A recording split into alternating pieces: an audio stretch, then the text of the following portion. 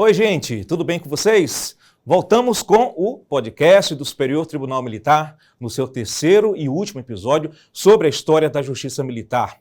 Agora, o presidente do STM, o ministro Francisco Josely Parente Camelo, vai nos levar para a participação da Justiça Militar da União na história do Brasil, desde a Segunda Grande Guerra Mundial até o período posterior ao regime militar de 1964. Acompanhe. A história do tribunal é muito grande, é muito rica, e se a gente não aproveitar o senhor, que tem esse conhecimento vasto sobre a história da justiça militar, a história militar do país, a gente perde a oportunidade.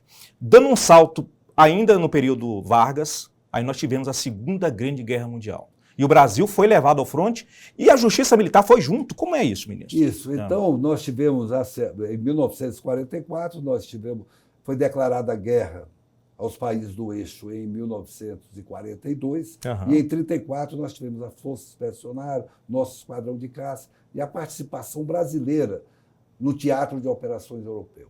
Então, naquele ano, nós mandamos um Comando Supremo Militar que ficou em Nápoles e 2 auditorias acompanharam todos os movimentos de nossas tropas. E ali nós julgamos 271 processos, sendo que um deles tivemos a condenação de morte de 2 soldados. E como é que funcionava esses colegiados? Ele acompanhava as tropas? Ele acompanhava as tropas e iam julgando imediatamente todo aquele... Tinha celeridade, então? Tinha celeridade para julgar naquele momento e era muito rápido o julgamento. E aí tinha a primeira instância e a segunda instância? A primeira instância e a segunda instância. E nós mandamos ministros também? Mandamos, então, ministros, teve lá também advogados, foram nomeados, então, aqueles ministros e aqueles juízes de primeira instância para estarem lá atuando lá. E atuou durante o Supremo, o Tribunal, o Supremo, o Conselho Supremo acabou no final do ano voltando para o Brasil. Certo. Não ficou até o final da guerra, mas as auditorias ficaram até o final. Até o final da guerra. O senhor falou quantos processos? 271 processos. E 2 penas de morte? 2 penas de morte. E foram feitas, cumpridas as penas? Porque como já foi no final da guerra, voltaram para o Brasil e o presidente Getúlio Vargas comutou para 30 anos de prisão. 30 anos de prisão. 30 anos. E tinha que ser por fuzilamento, né? Tinha que ser por fuzilamento. Aí ia ser uma coisa bem diferente aqui para a realidade brasileira. Né? Em 59, 70, a gente teve também participação da Justiça Militar em alguns casos interessantes, que é Jacareacanga e Aragaças, e a greve do ABC paulista, que tem, inclusive, um personagem que é o presidente Luiz Inácio Lula da Silva, né? Sim. Primeiro, Jacareacanga e Aragaça. Certo. Né? Na década de 50, então, nós tivemos um envolvimento político muito grande por conta da eleição do Eduardo Gomes, que é o nosso patrono. Né?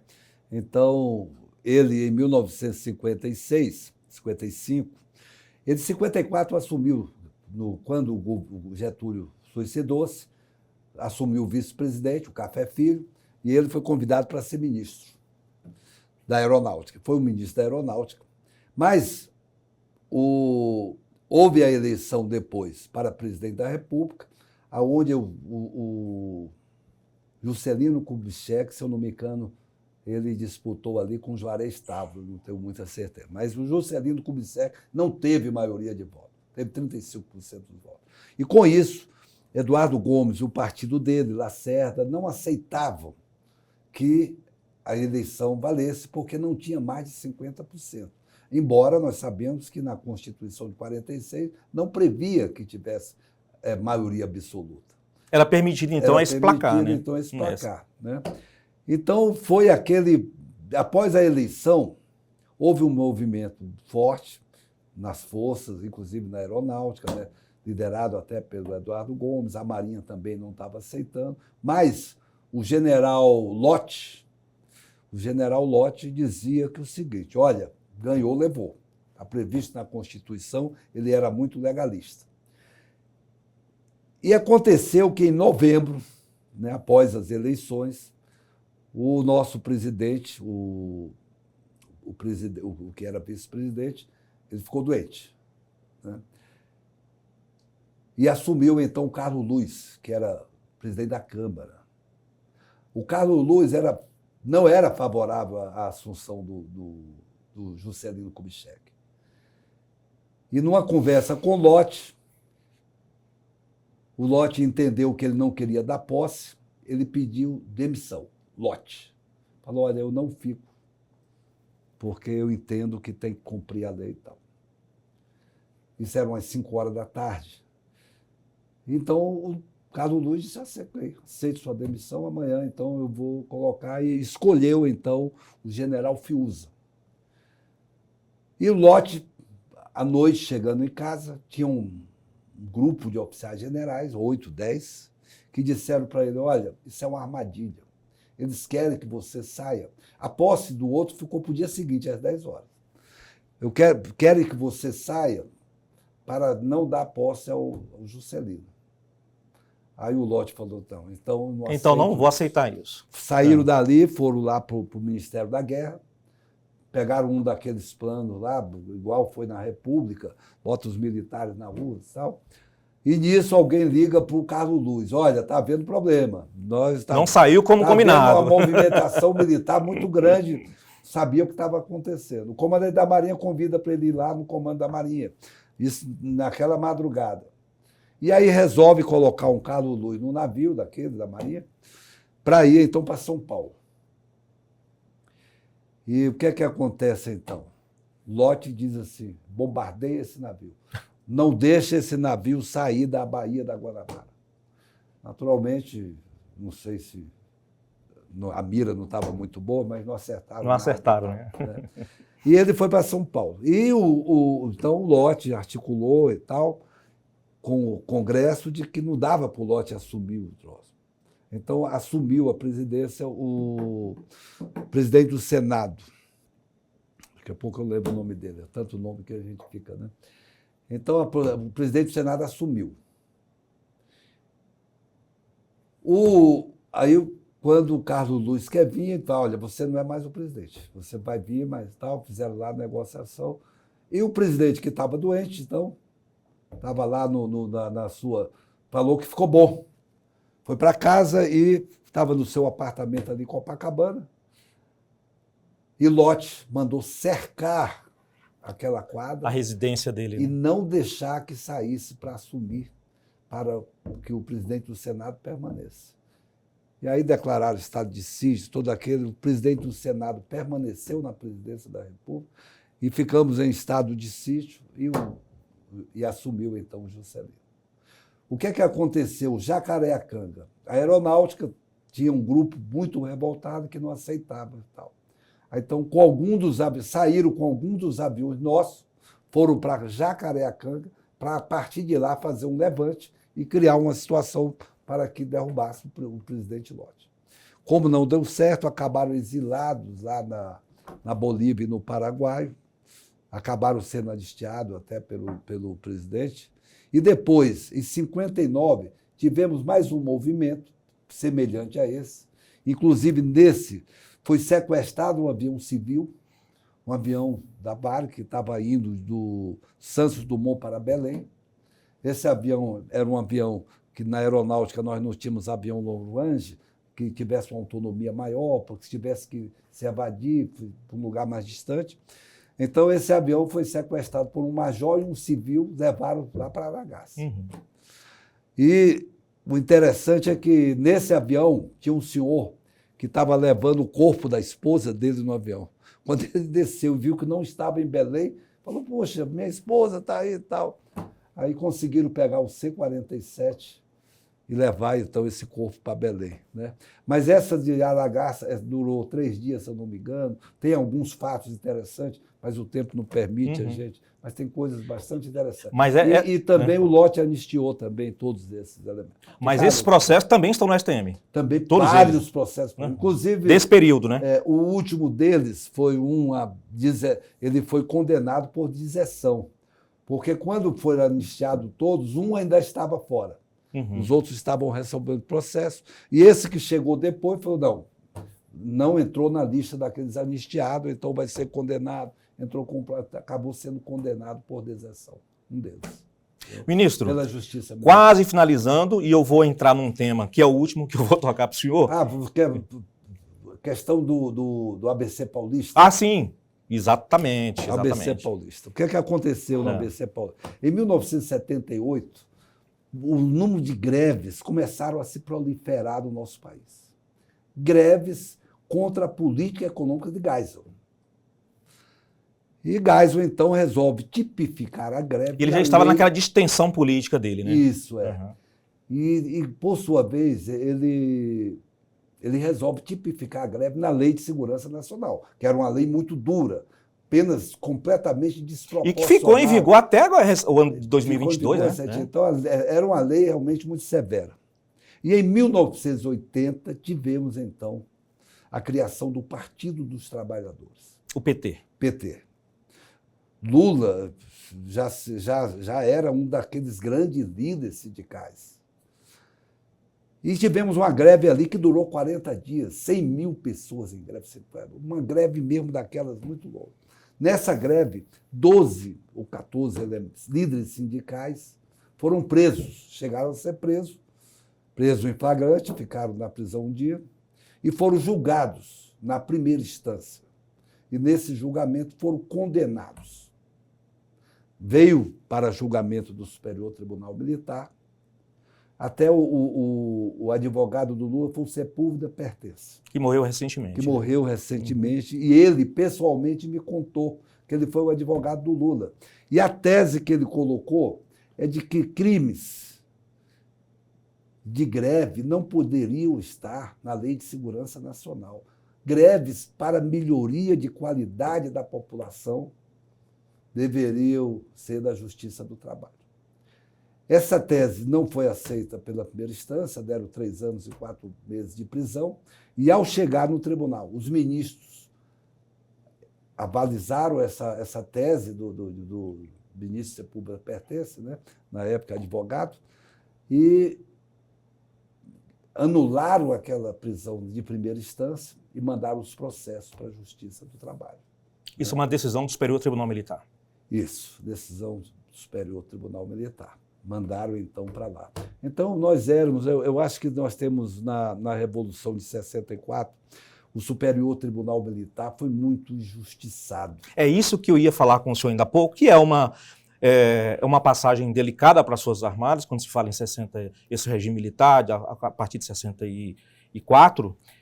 Mas o Superior Tribunal Militar teve um papel muito importante, né, ministro? Importantíssimo, viu? Olha, o Superior Tribunal Militar, eu tive a oportunidade, quando eu fui sabatinado, né, ali no Senado. Uhum.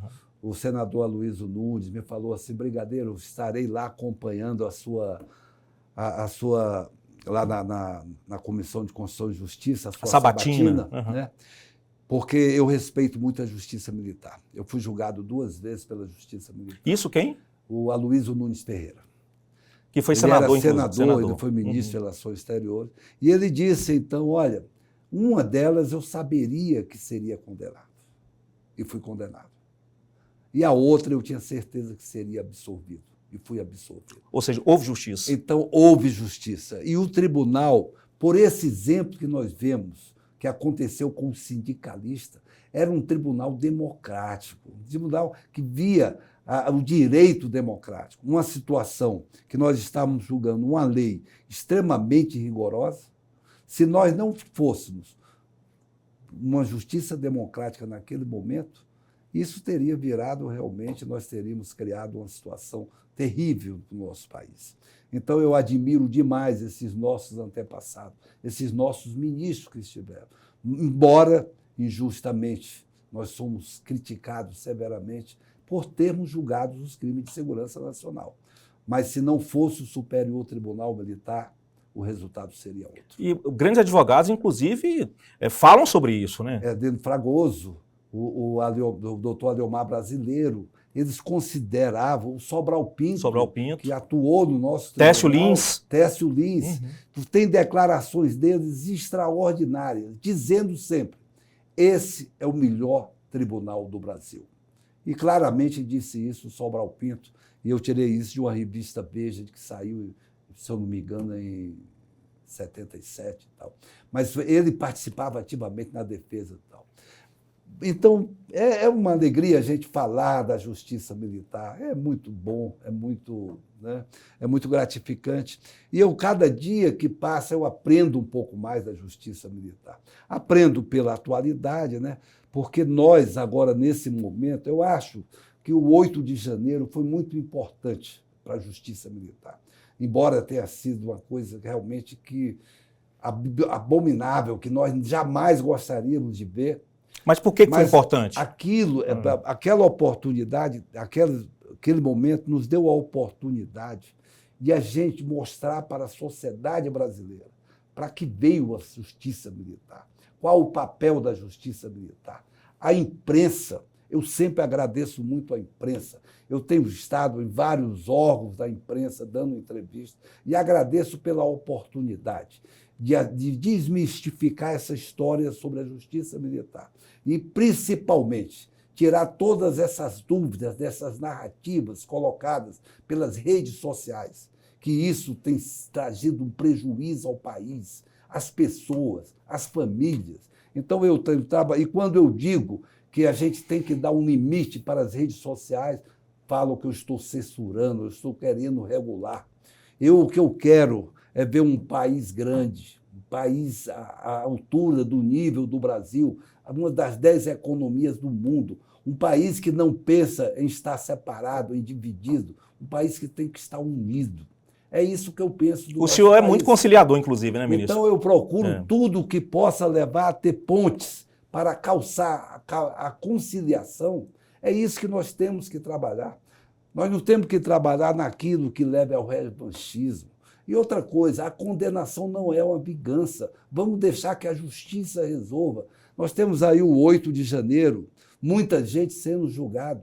Tudo está sendo seguido dentro de um devido processo legal, do juízo de um juiz que está coordenando tudo isso. Tivemos até a CPMI, que é um pouco mais difícil, porque entra o fator político. Mas deixa que as pessoas responsáveis, tudo já está caminhado. Há que se ter paciência, já né? Está consolidado que a competência não é da justiça militar. Deixa cada coisa a seu momento. Não vamos ter bola de cristal para dizer que o fulano vai ser condenado a mais de 2 anos e vai vir para a justiça militar. Temos que ter o respeito à presunção de inocência. Temos que dar o direito ao contraditório, à ampla defesa. É isso que nós temos que fazer para a gente ter um país grande, um país justo, né? E um país que comece a pensar realmente em erradicar a fome do nosso país, em ter distribuição de renda, em ser um país solidário. É isso que precisamos. E não viver tudo que nós estamos vivendo, um contra o outro. Dentro de um grupo de WhatsApp não entra nada se não for das ideias daquele grupo. Assim entrar, vai ser crucificado.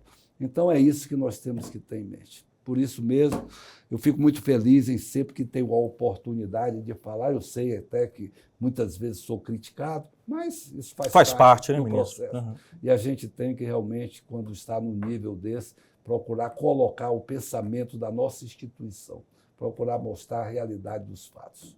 É isso que eu imagino. Ministro, nós chegamos ao fim desse nosso podcast. Eu acho que a gente passou em revista grande parte da história do país, do Superior Tribunal Militar. É uma história muito rica, né? Muito então, bonita, 1 hora né? É muito pouco para você falar gente conversar, sobre justiça militar. Agora, ministro, eu queria desmistificar, e já o senhor encerrando esse nosso podcast, falando, porque há um mito de que a justiça militar, o Superior Tribunal Militar é fechado, não é transparente. Todos esses processos estão abertos para a sociedade, para pesquisador, para jornalistas. Eu passo essa palavra para o senhor e já para nós fechar, então, esse nosso podcast. Então, essa parte, então, nossa, eu já estou cansado de falar isso na imprensa. Eu tive uma entrevista muito interessante com a jornalista Miriam Leitão. Conversamos muito sobre esses processos nossos e vimos que realmente há uma imagem deturpada, completamente errada do que vem a ser a justiça militar. A justiça militar é uma justiça que julga com muito critério, né? Muito critério mesmo. Damos a oportunidade aos advogados que desejam lá fazer suas defesas, falar dos contraditórios, avaliamos, discutimos, não temos nenhum receio de ficar 1, 2, 3, 4, 5 horas discutindo, né? E outra coisa, qualquer dúvida, nós estamos abertos, é só ir ao tribunal. Se achar que alguma coisa não está certa, nós estamos abertos. Eu recebo qualquer pessoa de qualquer nível, a qualquer momento, não tenho hora para isso, qualquer um pode ir lá me procurar. E eu gosto de receber as pessoas, até para ouvir aquilo que normalmente a gente não ouve. Mesmo se for contra o tribunal, é importante que a gente saiba que estão falando. Então, por isso mesmo, é muito importante que a gente faça tudo isso, né? Então, para finalizar, então, eu gostaria de falar aqui algumas palavrinhas sobre os nossos antepassados, viu? Então, eu gostaria de dizer que nossos abnegados antecessores deixaram a lição de como distribuir justiça com independência e serenidade. E é nosso dever, como magistrados, manter acesa a chama do espírito de conciliação e entendimento do nosso país. E muito obrigado. Ministro, muito obrigado pela presença do senhor, pela essa bela história ao vivo aqui conosco. E você de casa, você do trabalho, muito obrigado pela sua audiência. Nós acabamos de ouvir o presidente do Superior Tribunal Militar, ministro Francisco Joseli Parente Camelo, nesse primeiro bate-papo aqui do podcast do Superior Tribunal Militar. Muito obrigado e até breve.